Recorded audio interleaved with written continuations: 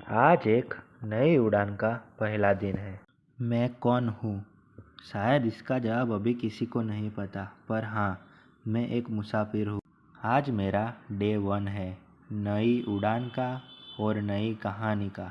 जिंदगी में कभी कभी हम एकदम बीच रास्ते में खड़े होते हैं।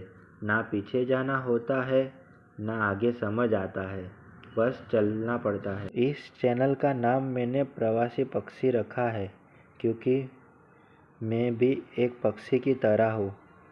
उठता हूँ, गिरता हूँ, पर उड़ना कभी नहीं रोक। फिलहाल मैं अपना चेहरा नहीं दिखाऊंगा, क्योंकि शायद मेरी कहानी, मेरी आवाज़ मेरे सफ़र से ज़्यादा इम्पोर्टेंट। डे 1 बस एक नई शुरुआत है। कल एक नई कहानी होगी, आज एक नई उड़ान। मैं हूँ प्रवासी पक्षी, और ये सफ़र अभी शुरू हुआ है।